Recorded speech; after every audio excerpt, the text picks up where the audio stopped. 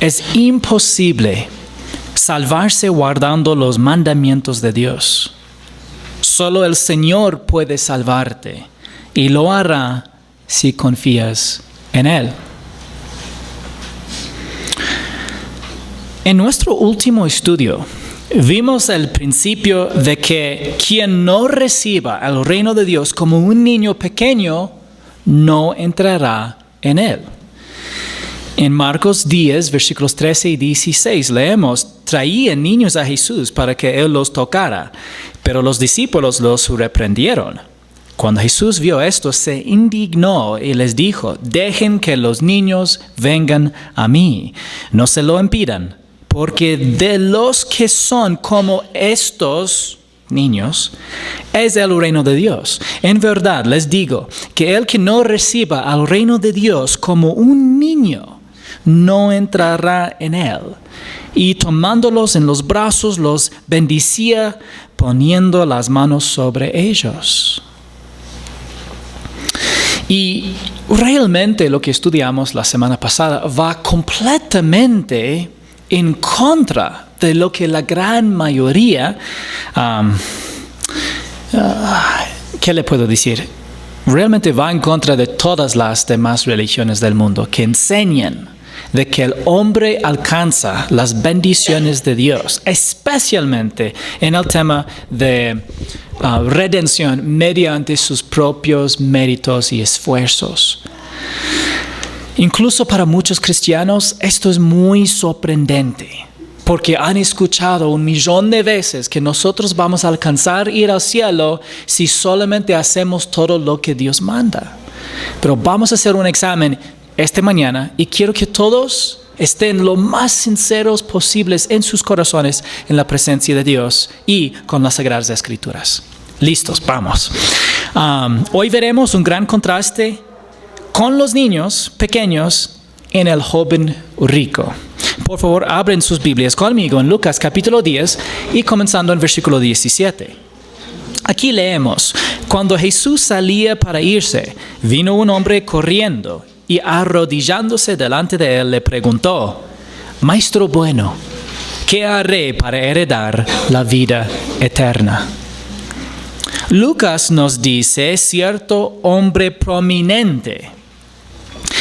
Mateo cuenta que era un hombre joven.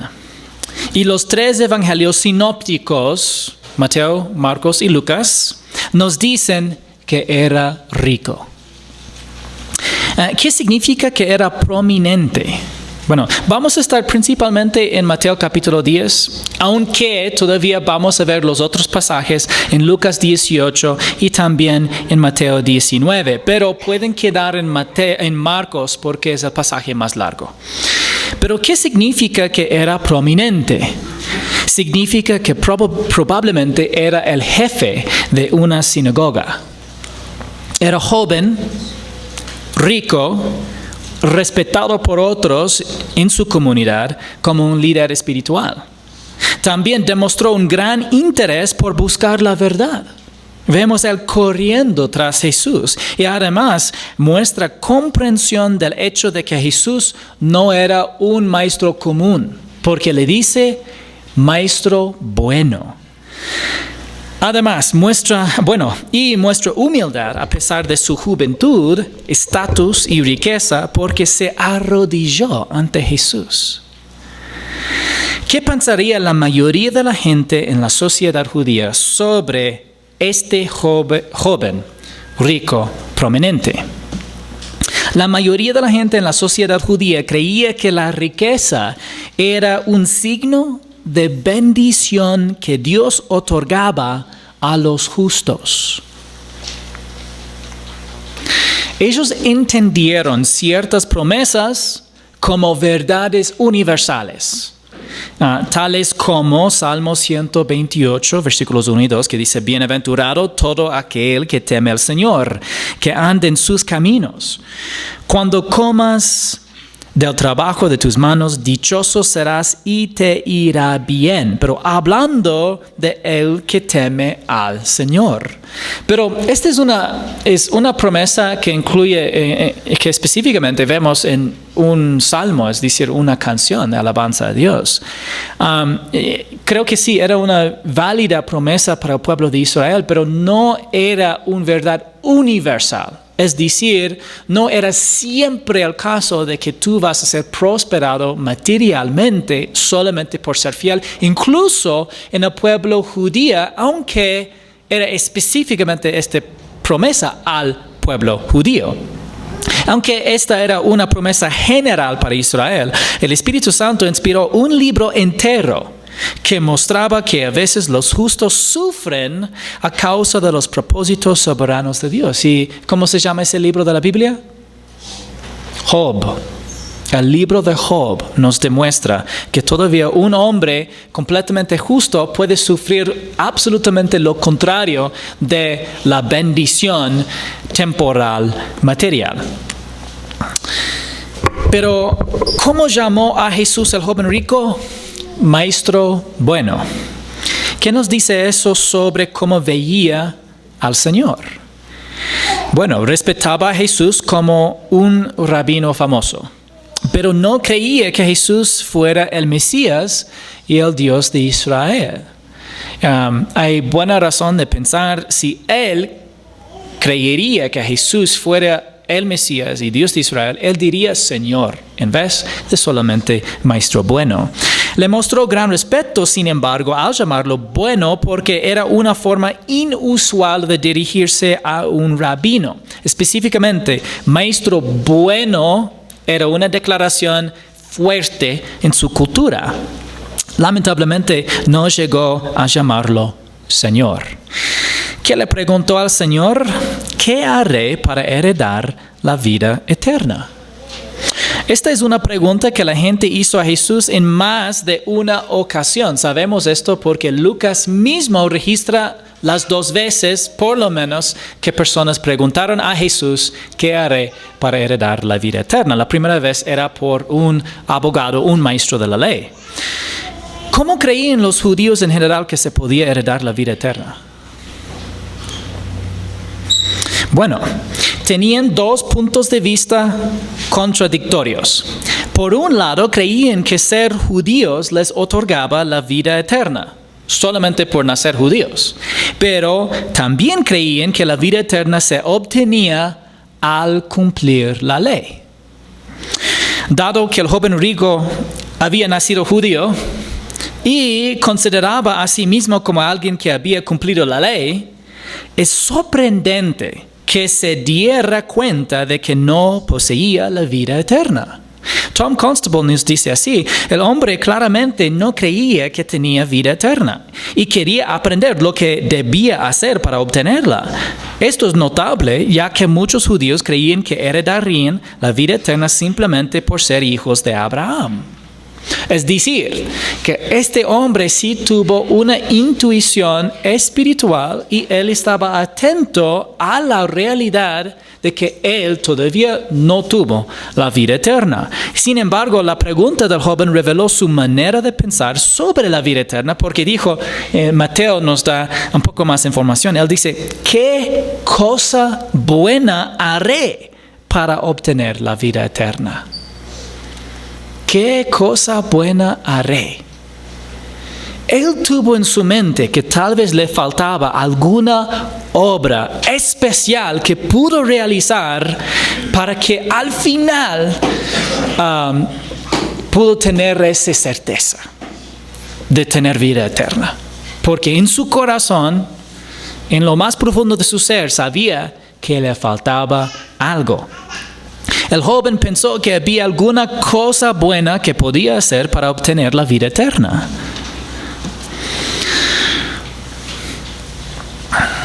Jesús le respondió, ¿por qué me llamas bueno? Nadie es bueno sino solo uno, Dios.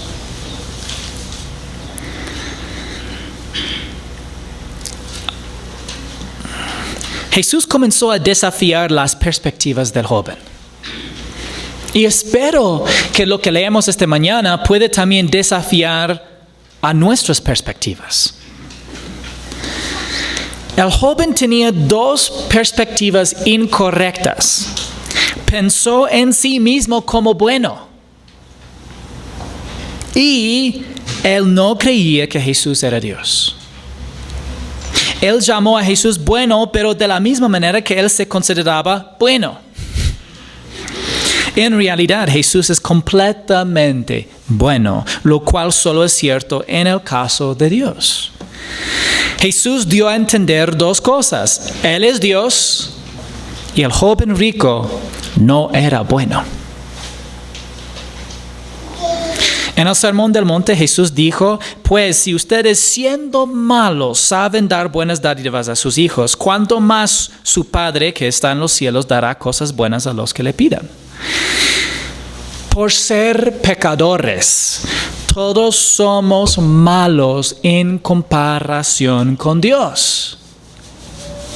Es importante que entendamos este hecho y que no olvidamos eso.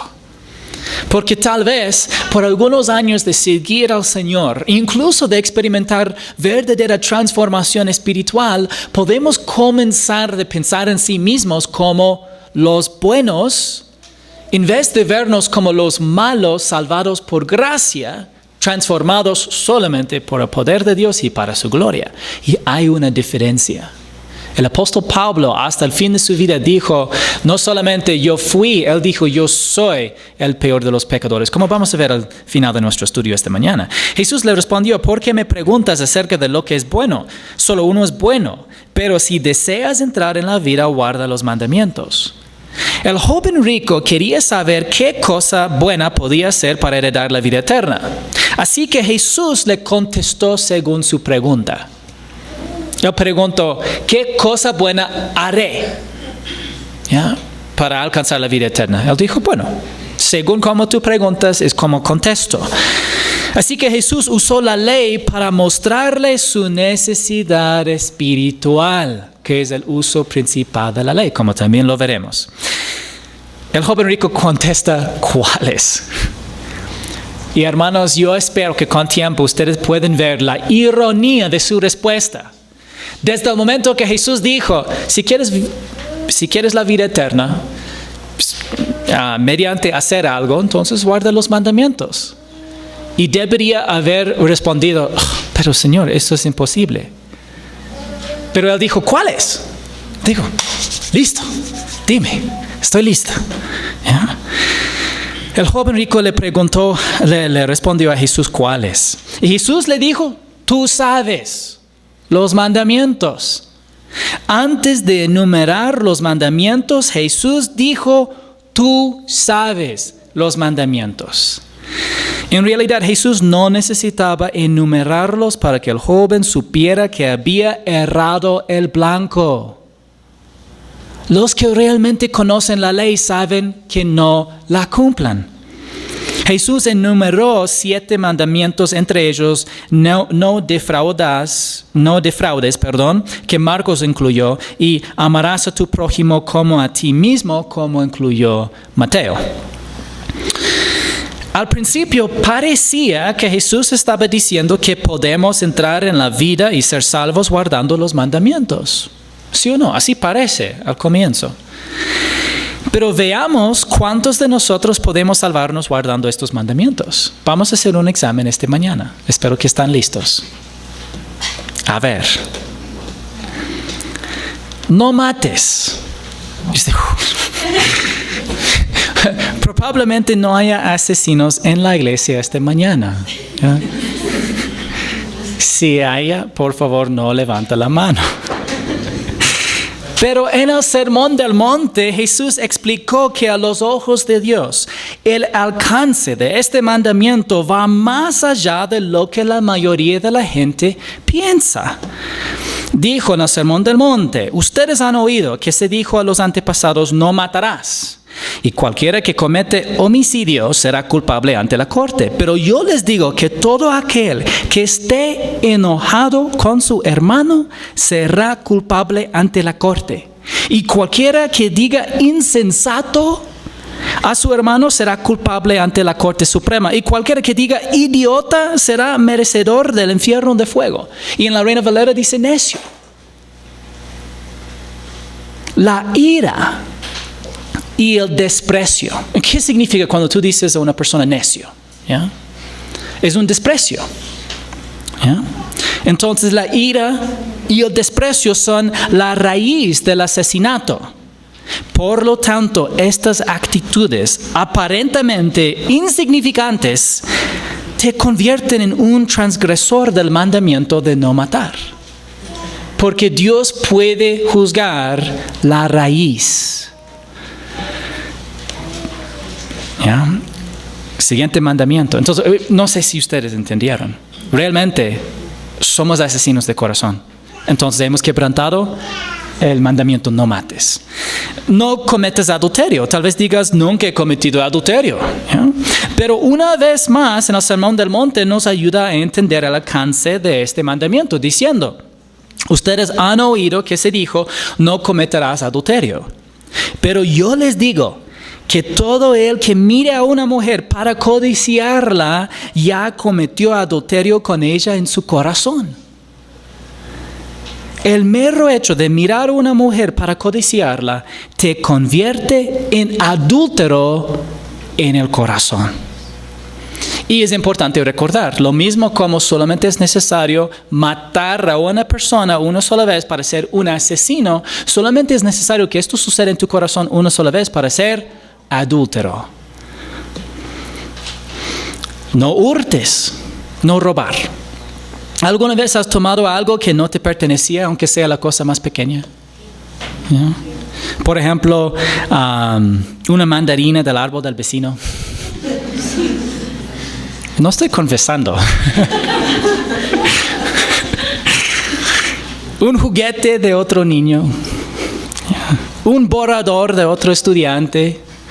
O un lápiz de la iglesia. No estoy juzgando.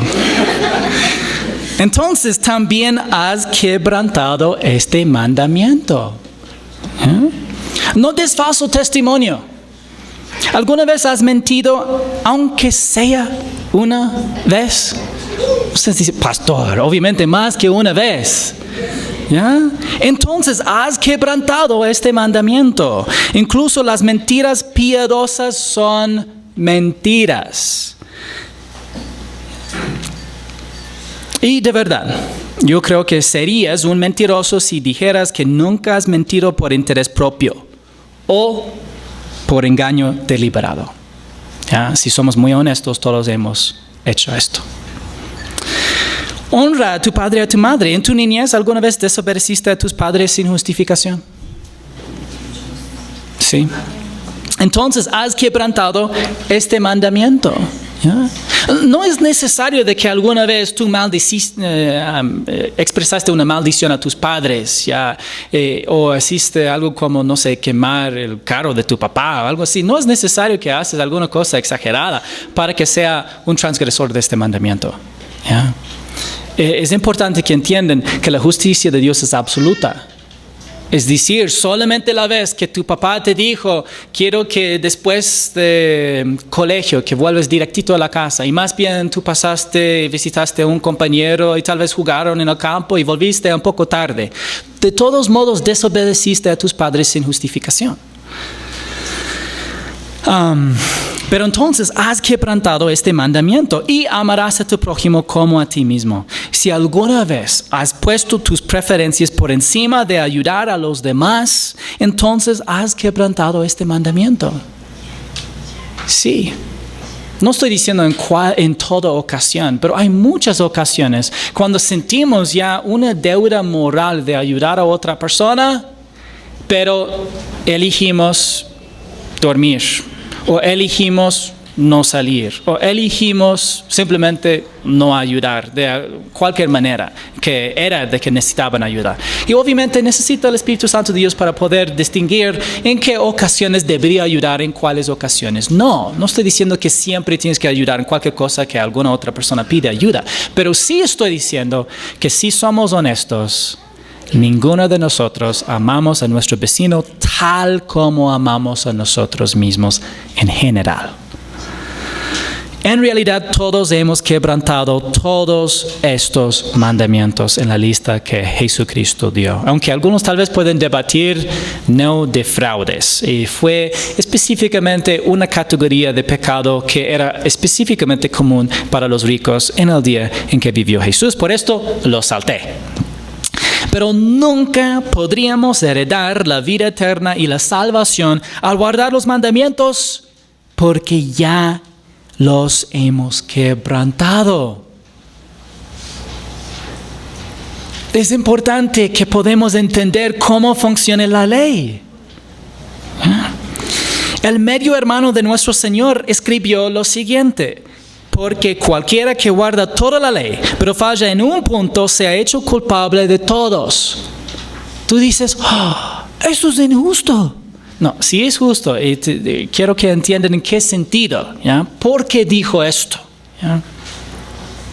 Porque es ilógico de decir, voy a salvarme a mí mismo mediante guardar la ley, si ya he quebrantado la ley. ¿Entienden? ¿Ya? Pero bueno, la ley también es como una ventana. Si tiras una piedra a una ventana, aunque no debería hacerlo, la romperás. Incluso si la mayor parte del vidrio permanece intacto, la ventana está rota, y así funciona la ley. Aunque solamente quebrantó un mandamiento, está quebrantado tu guardar la ley.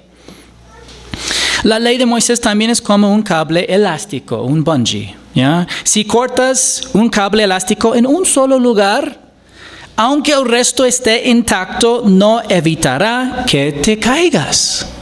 ¿Ya? Para nosotros esos otros ejemplos son lógicos, pero con la ley es difícil porque ya tenemos que admitir que hemos errado el blanco. Aunque nos sintamos bien al guardar ciertos mandamientos, seguimos siendo culpables porque quebrantamos otros. ¿Por qué entonces Jesús le dijo al joven rico que guardara los mandamientos? ¿Ya? Jesús le dijo al joven que guardara los mandamientos para que pudiera ver su propia pecaminosidad. Él quería que vea su propia pecaminosidad. El apóstol Pablo hizo lo mismo en el libro de Hebreos. Esto es muy interesante. Mira el progreso en pensamiento por parte del apóstol Pablo. En Romanos capítulo 2, versículos 6 al 10 dice así: el Dios pagará a cada uno conforme a sus obras. A los que por la perseverancia en hacer el bien buscan gloria, honor y inmortalidad, vida eterna. Pero los que son ambiciosos y no obedecen a la verdad, sino que obedecen a la injusticia, ira e indignación. Habrá tribulación y angustia para toda alma humana que hace lo malo, del judío primeramente y también del griego. Pero gloria y honor y paz para todo el que hace lo bueno, al judío primeramente y también al griego.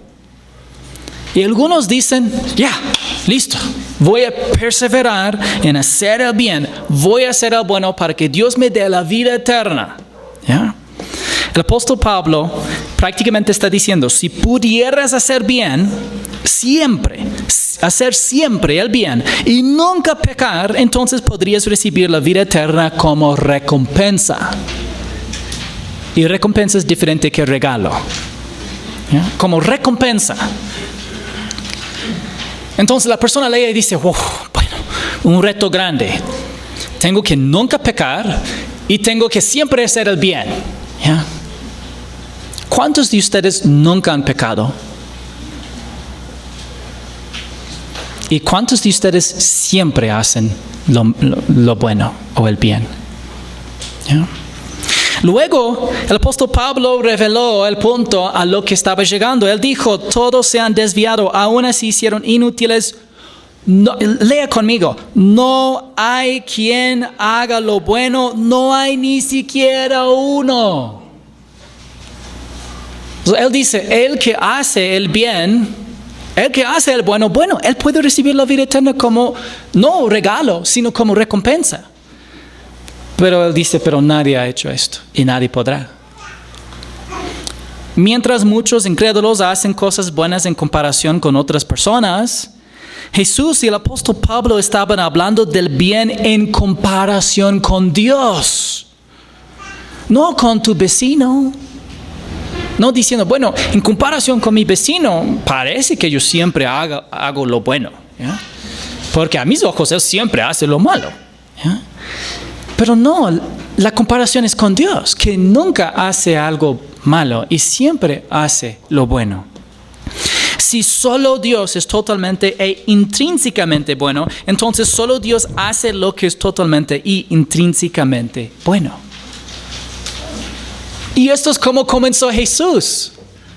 Él dijo, ¿por qué me dices bueno? Hay uno solo que es bueno y es Dios.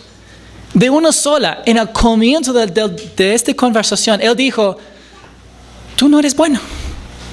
Y si tú me dices que soy bueno, tienes que admitir que soy Dios.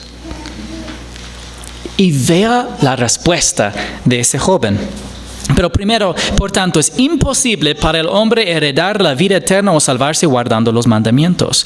Dice en Romanos 3, 19 al 20, ahora bien, sabemos que cuánto dice la ley. Hermanos, los mandamientos que acabamos de leer, ¿son parte de qué?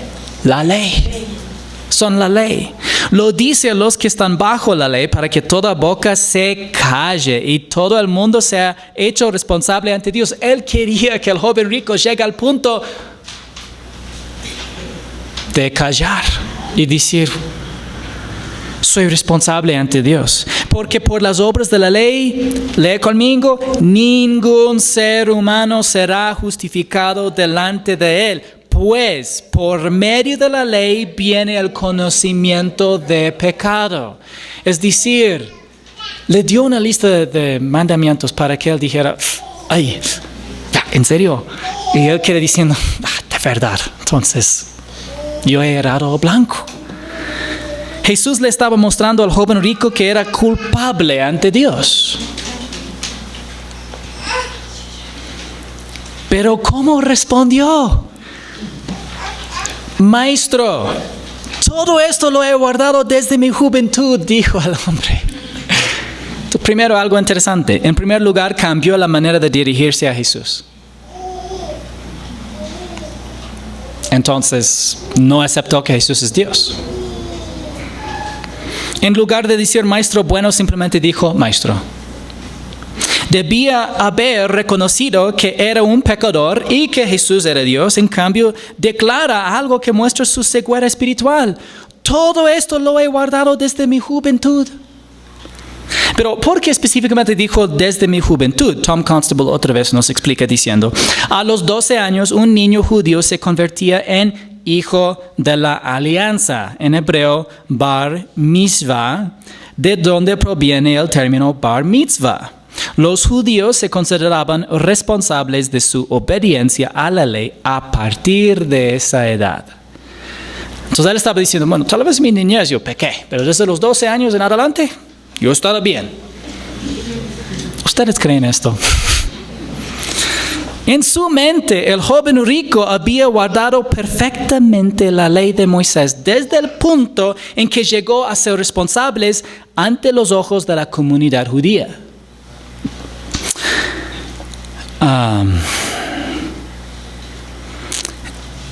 Ahora, él dice, todo esto lo he guardado desde mi juventud. ¿Nunca llamó tonto a alguien ni una sola vez? ¿Ya? ¿Nunca miró a una mujer con codicia ni una sola vez? En su edad adulta, ¿nunca mintió ni una sola vez? En su juventud, ¿nunca desobedeció a sus padres ni una sola vez? ¿Y siempre amó a los demás tanto como se amaba a sí mismo? El joven rico tenía una visión errónea de sí mismo. Tenía una visión errónea de sí mismo. Lamentablemente, la mayoría de las personas tienen una visión errónea de sí mismas. Sean católicos, evangélicos o ateos, la mayoría de las personas creen que son buenas. Y sí, por diferentes razones. pero todavía tienen el mismo problema en su corazón. Y es su perspectiva de sí mismo y es su perspectiva de Dios. Dice en Proverbios, muchos hombres proclaman su propia lealtad, pero un hombre digno de confianza, ¿quién lo hará? Lo hallará, perdón. El joven rico no recordó las palabras de Salomón. Ciertamente no hay hombre justo en la tierra que haga el bien y nunca peque. En ese momento, el joven rico podría haber admitido, Maestro bueno, tú eres el Señor, tú eres Dios, tú eres bueno, mientras que yo soy malo. Soy un pecador y a pesar de mis mayores esfuerzos por cumplir tus mandamientos, he fallado más veces que las que puedo contar. Observe la diferencia entre la respuesta del joven rico y Pedro. ¿Ya? Lucas 5:8, Simón Pedro cayó a los pies de Jesús diciendo, apártate de mí, Señor, pues soy hombre pecador. Pedro tenía una visión precisa de sí mismo. No dijo que era un hombre pecador porque lo fuera especialmente malo, sino porque eso es cierto en el caso de todos los hombres. ¿Cómo respondió el joven rico? Todo esto lo he guardado, ¿qué me falta todavía? Listo, sí, todos estos mandamientos, cada uno, yo he cumplido. ¿Qué me falta? Dime. En primer lugar, el joven rico estaba convencido de que había cumplido los mandamientos, pero aún sabía que no poseía la vida eterna. A pesar de sus mayores esfuerzos, todavía sabía que le faltaba algo. No se daba cuenta de que la vida eterna estaba frente a él. La vida eterna se encuentra en una persona. Y esa persona es Jesús. ¿Qué dijo entonces Jesús? Jesús mirándolo, lo amó. Marcos es el único autor que nos dice que Jesús amaba al joven rico. Pero es importante, Jesús no lo amaba porque estuviera impresionado por él. Jesús amó al joven rico con compasión. Vio que era perdido. Vio que estaba con una visión de sí mismo errada y que estaba confundido y tuvo piedad de él. Jesús mirándolo lo amó y le dijo, una cosa te falta. Si quieres ser perfecto, ve y vende lo que posees y da a los pobres y tendrás tesoro en el cielo y ven, sé mi discípulo. Al decirle que vendiera sus posesiones, Jesús le reveló al joven rico que no era perfecto y que no había guardado los mandamientos como pensaba, que no amaba a su prójimo como a sí mismo y que estaba confiando en sus riquezas en lugar de en el Señor.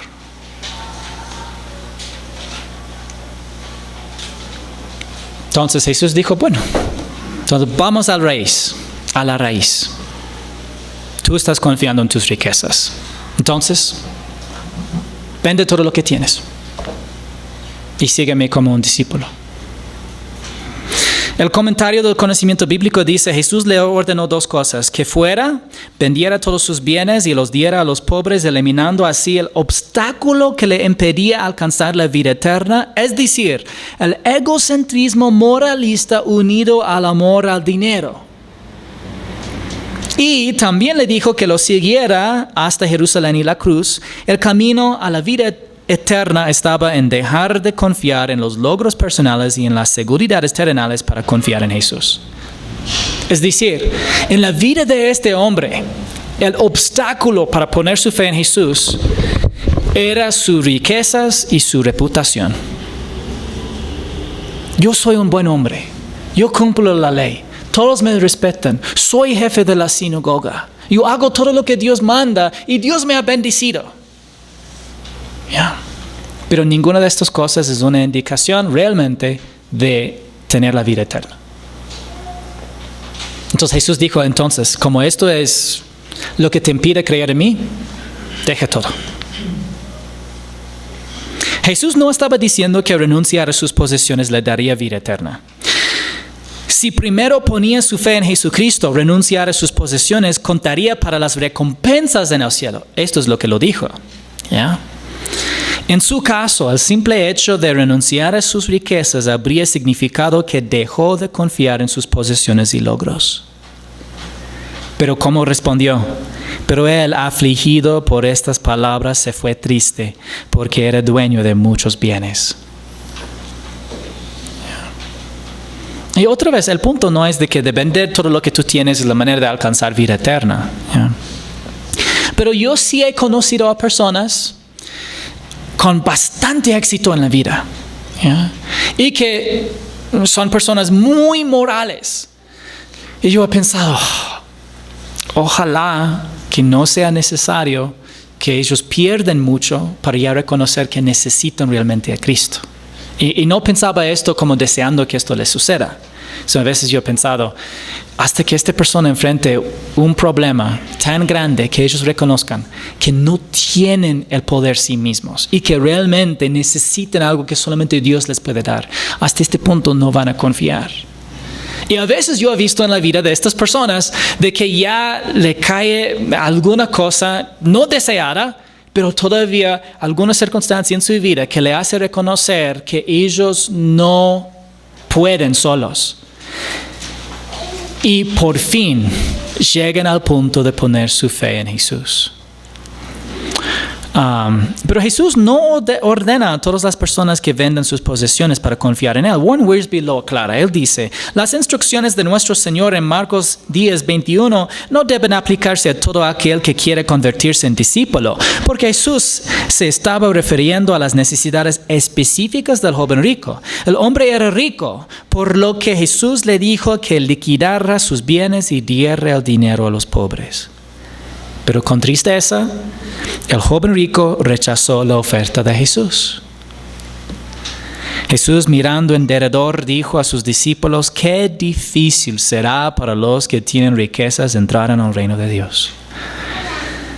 ¿Por qué es difícil para los que tienen riquezas entrar en el reino de Dios?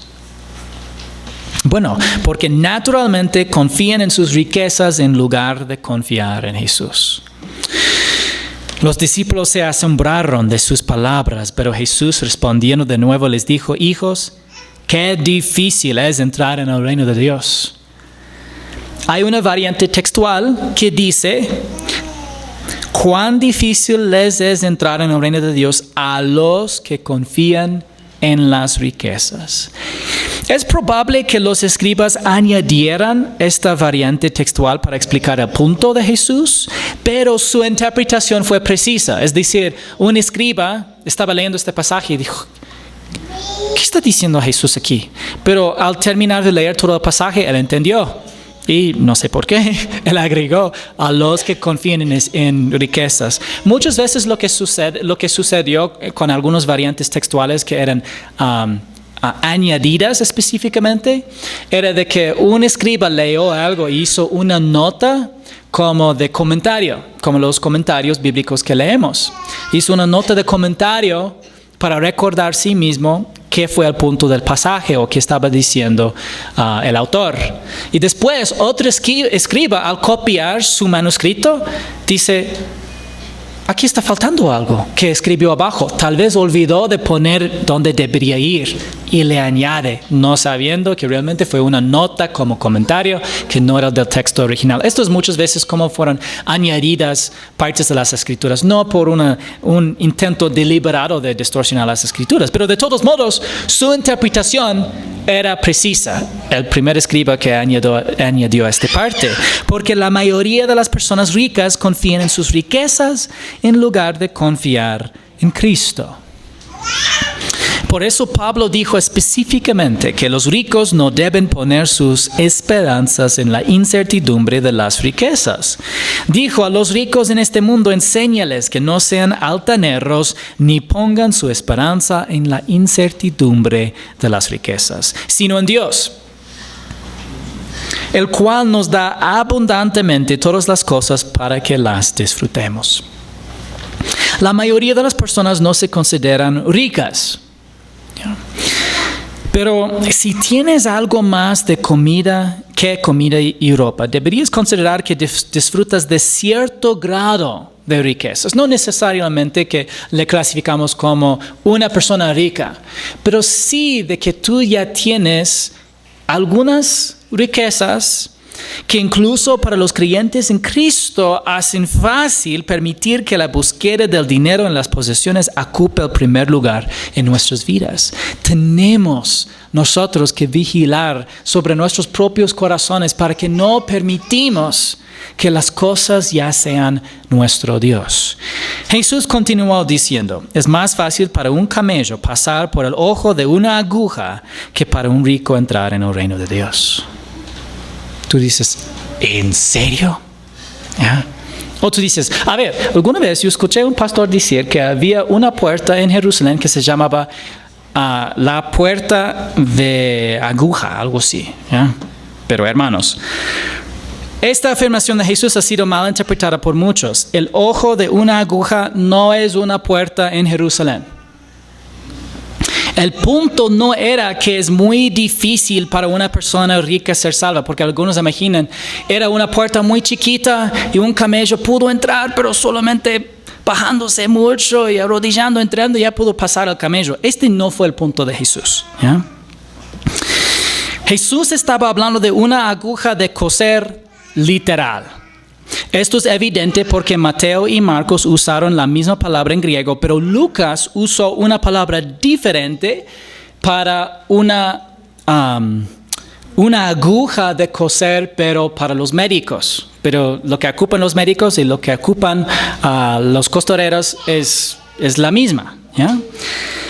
Si Jesús se hubiera estado refiriendo a una puerta, los autores de los evangelios habrían usado todos la misma palabra porque sería como un título, ¿ya? Y el título ya no cambiaría.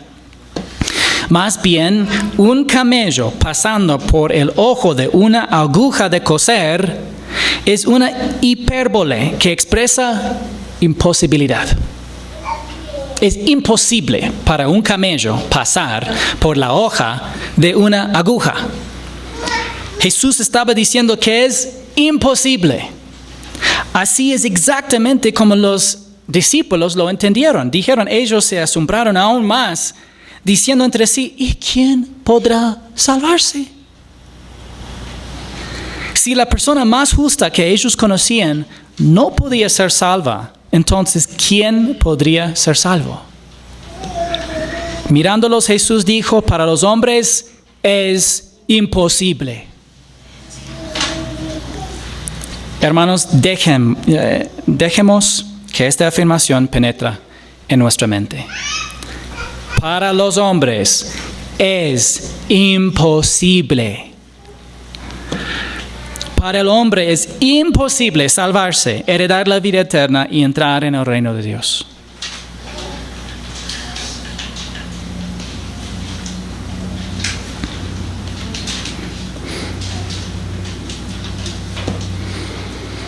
Para los hombres es imposible, pero no para Dios, porque todas las cosas son posibles para Dios. Nadie en este planeta puede salvarse a sí mismo. Nadie en este planeta es lo suficientemente justo como para estar ante el trono de un Dios justo y santo y justificarse por sus obras. Ni rico ni pobre, hombre ni mujer, sin importar etnia o idioma o cualquier otra distinción, el hombre no puede salvarse a sí mismo. Son las palabras de Jesús.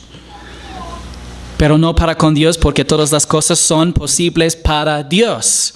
La salvación solo es posible con Dios. Solo Él puede salvarnos. Las Escrituras nos cuentan exactamente cómo Dios hizo posible la salvación. El ángel Gabriel le dijo a José, y dará la Virgen María a luz un hijo y le pondrás por nombre Jesús, porque Él salvará a su pueblo de sus pecados. Él es el Salvador. Jesús significa Salvador o Yahweh salva, porque vino a salvar al pueblo de Israel y al mundo entero de sus pecados. Pablo dijo, palabra fiel y digna de ser aceptada por todos: Cristo Jesús vino al mundo para salvar a los pecadores, entre los cuales yo soy el primero. Él todavía se consideraba como pecador. ¿Cómo logró Jesús la salvación? Vivió una vida sin pecado, lo que lo hizo apto para morir como nuestro sustituto. Colgó entre el cielo y la tierra, recibiendo los pecados de toda la historia humana en su cuerpo en la cruz. Luego exclamó, consumado es, porque terminó la obra que el Padre le había enviado a hacer, cumplió las Escrituras y proporcionó la redención de una vez por todos. Resucitó al tercer día, demostrando que es Señor y Dios, y haciendo que la justificación y la salvación estén disponibles solo por la fe de Él y solamente de su gracia. Juan 3:16 dice, porque de tal manera amó Dios al mundo, que dio a su Hijo unigénito, para que todo aquel que cree en Él no se pierda, sino que tenga vida eterna. Y Juan 6:47 dice, en verdad les digo, es la verdad, hermanos, el que cree tiene vida eterna. La Escritura es clara en que no recibimos la vida eterna a través de nuestras propias buenas obras, como dice en Efesios 2:8-9, porque por gracia ustedes han sido salvados por medio de la fe. Y esto no procede de ustedes, pues es don de Dios, no por obras, no procede de ustedes, sino que es don de Dios, no por obras, para que nadie se gloríe. Lo mismo vemos en 2 de Timoteo 1:9. Él nos ha salvado y nos ha llamado con un llamamiento santo, no según nuestras obras, sino según su propósito y según la gracia que nos fue dada en Cristo Jesús desde la eternidad. Es decir, que Dios desde la eternidad pasada ya había determinado que la salvación sería solamente provista por medio de su gracia, no el mérito humano. Tito 3:5-7 dice, Él nos salvó no por las obras de justicia que nosotros hubiéramos hecho, sino conforme a su misericordia, por medio del lavamiento de la regeneración y la renovación por el Espíritu Santo, la obra del Espíritu Santo de Dios en el momento de la salvación, que Él derramó sobre nosotros abundantemente por medio de Jesucristo nuestro Salvador, solamente por quién es Él y qué Él hizo por nosotros, para que justificados por su gracia, fuéramos hechos herederos según la esperanza de la vida eterna. Ahí está la vida eterna. Ya, es por su gracia, no es por nuestras obras. ¿Qué es la gracia? Favor inmerecido. Se basa completamente en la bondad del dador. Se basa completamente en los méritos de Jesucristo y su muerte en la cruz. Dios está dispuesto a salvar a cualquiera, y lo demostró porque Jesús murió por todos. Todo lo que tenemos que hacer es transferir nuestra fe de cualquier otro objeto de fe y poner nuestra fe solo en Jesús. Para el joven rico prominente, él tenía que transferir su fe de sus riquezas, que también involucraba toda su reputación. Él tenía que transferir su fe de su mismo comportamiento y él pensando que él cumplía los mandamientos de Dios. Tenía que transferir de estos objetos de fe a Jesucristo. Y es parte de la razón que había toda esta conversación entre los dos. Porque al comienzo de la conversación Jesús dijo, ¿en cuántas palabras? O no soy Dios, o si soy bueno, soy Dios. Y si solo Dios es bueno, tú eres pecador. Si hubiera aceptado las primeras palabras de Jesús, hubiera sido muy diferente toda la conversación.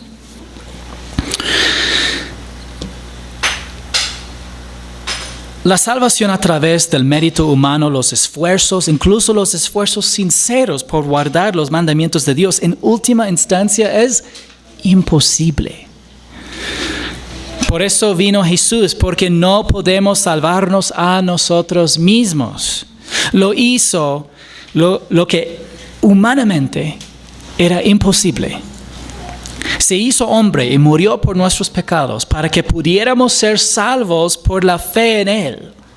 Entonces, quiero 100% de su atención para la terminación de esta prédica. ¿Confiarás en Jesús como lo haría un niño pequeño? ¿O confiarás en tu propia capacidad para guardar fielmente los mandamientos de Dios, como el joven rico? ¿O te conviertes como un niño pequeño, sencillo, confiando simplemente en Jesús? ¿O eres como el joven rico? Los animo a acercarse al Creador del universo como un niño pequeño, poniendo toda su fe en Jesucristo, la suficiencia de su muerte en la cruz por nuestros pecados y su victoriosa resurrección al tercer día. Él sí puede salvar. Es imposible salvarse guardando los mandamientos de Dios. Solo el Señor puede salvarte y lo hará si confías en Él.